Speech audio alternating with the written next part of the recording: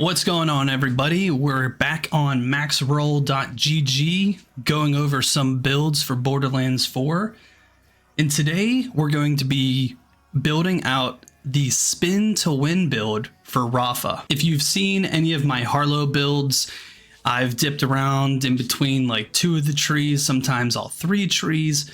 But today we're going to simplify things just a little bit, and we're going to be putting all of our points into the green tree, which is called Arc Knives. Let's understand Rafa a little bit more. He benefits from overdrive. Whenever Rafa activates an action skill, he enters overdrive. While an action skill is active, overdrive's duration does not decrease. While overdrive is active, gain increased move speed and deal increased damage with all sources. That's plus 10% damage, plus 25% move speed, and 12 seconds of duration. Arc Knives is our action skill. Rafa puts down his guns and equips his Arc Knives, blades that deal melee damage and mark enemies whenever they damage them, causing them to take increased damage for every mark on them. So mouse 1, you perform a melee attack with the Arc Knives. Mouse 2, you'll dash forward and perform shock melee attack. And if you press F, you unleash Rafa's Blade Fury, which deals shock damage to all marked enemies and ends the skill. Arc Knives has a duration of 32 seconds, a cooldown of 48 seconds, 4 marks per enemy is the max. You get plus 6% damage per mark. The melee attack damage is 28, and the Blade Fury damage is 55. And to start our build, we're going to go ahead and put 5 points into Handshake Deal. Rafa gains increased gun damage and melee damage. Gun damage plus 3%, melee damage plus 7%. We're putting all 5 points in, benefiting from about 35% extra melee damage. This is primarily a melee build, and we'll talk about that in a little bit here. But we're focusing on our melee damage because we want to build up our capstone, which allows Rafa to do spinning around and holding his blades out and just chopping up everything around him. So that's the focus, is melee damage here. We're going to go ahead and put 5 points into Midnight Oil. Rafa's action skill deal bonus corrosive damage. The longer the skill has been active, the greater the bonus damage. So you get plus 2% bonus damage per second. We have 5 points into that. We're looking at about plus 10% of bonus damage per second. So our goal is we're going to want to increase our melee damage, and also we're going to want to keep our skill going on as long as possible so we can gain this. It doesn't show on here that there's a cap. It doesn't say max 10 seconds or 100 seconds. It just says per second. So this is an infinite stacking as long as you can keep the skill going. Now that we've talked about these top 2 passives, let's go ahead and talk about our augment, which is called Dead Man Walking. Arc Knives do not end when its duration runs out. Instead, it only ends if Rafa enters Fight for Your Life or activates Blade Fury. While Arc Knives' duration is depleted, Rafa loses health instead. Whenever Rafa damages an enemy, he gains Overshield. So with Dead Man Walking, there's a trade-off. Arc Knives will never end unless we go in the Fight for Your Life or if we activate Blade Fury. That's the benefit, is it gets to last as long as possible. However, the trade is we're going to lose health after the duration has run out. To keep it going, we're going to sacrifice health. And that's already going to help out with our Midnight Oil by keeping the skill up as long as possible. But in order to keep it up as long as possible, we have to gain health. We have to get more health somehow, some way. So we're going to come down to this passive, El Corazon. I hope that's how it's pronounced. I'll learn as I go. We're going to put 5 points into that. A portion of Rafa's maximum health capacity is converted into maximum shield capacity. This is going to give us plus 10% maximum health capacity and plus 12% maximum shield capacity. We're putting 5 points in, so we're boosting our health by 50%. Next, we have Dial In. We're putting 5 points in. Whenever Rafa damages an enemy with a melee attack, his melee attacks gain critical hit chance.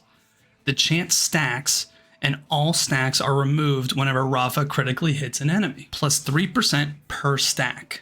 Putting 5 points in, so we're looking at 15% chance per stack. So we're going to be getting our crit chance up very quickly, and we're going to be critting quite often. Next, we're going to go ahead and put 5 points into Saldar.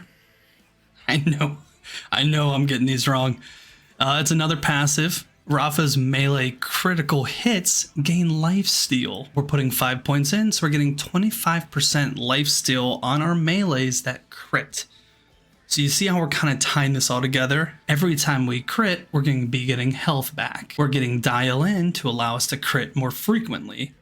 We're going to get health more frequently. Health is going to help us keep our dead man walking going, to keep our arc knives going for as long as we humanly can, and the longer it goes, we're getting more bonus damage on top of that. Really love the way these passives all synergize at the beginning. This is a great starter kit. Alrighty, so now that we're done with the passives up top here, we're gonna go ahead and take a look at El Borcho. We're putting 5 points in. Rafa deals increased corrosive damage while his action skill is active. The longer it has been active, the greater the bonus. Plus 1% corrosive damage bonus per second. We have 5 points in, so that's 5% per second corrosive damage on top of the other bonus corrosive damage. It's gonna be juicing. After we have our 5 points in that, we're gonna go down to putting 5 points into sustainable energy. Overdrive skill.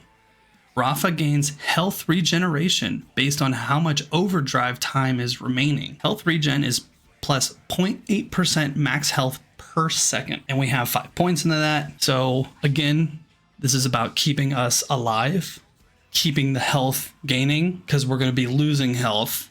So between this, having 50% more health than normal, and then also gaining lifesteal, going to be pretty fantastic. The other thing I want to keep an eye out for on this build is one of those specialty shields where it like doubles your health bar, but then it takes your shield down to like 1. I believe in older Borderlands they had that.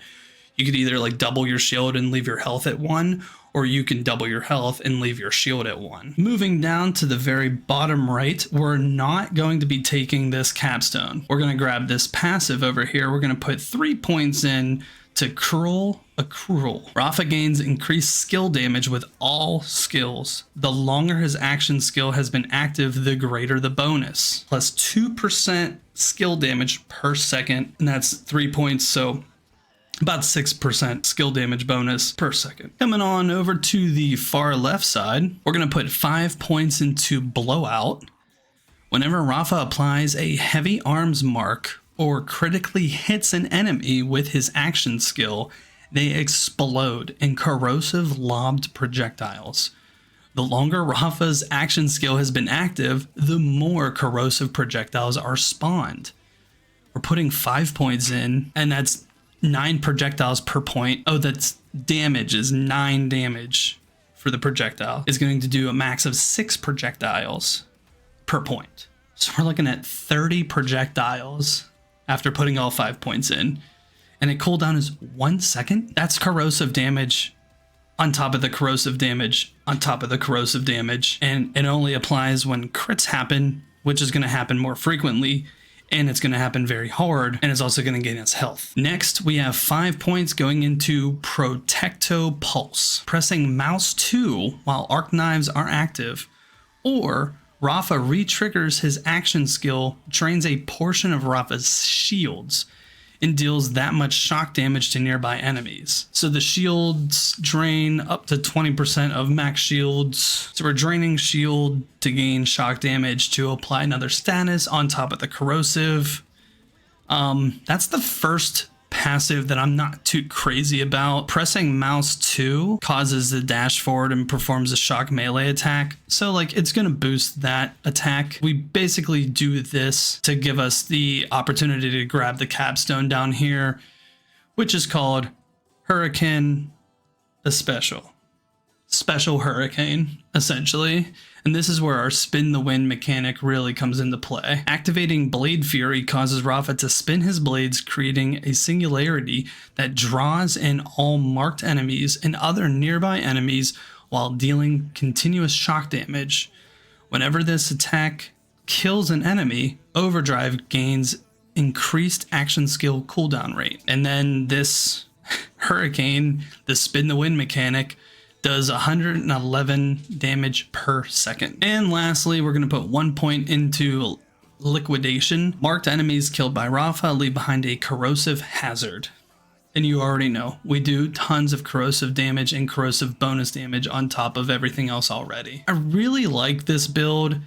I'm curious about this Protecto Pulse because I'm nervous that it's going to just rip through your shields too fast. The only other option would have been to gain increased splash damage and splash damage critical hit chance. I don't think Arc Knives does splash damage, so that wouldn't really help us there.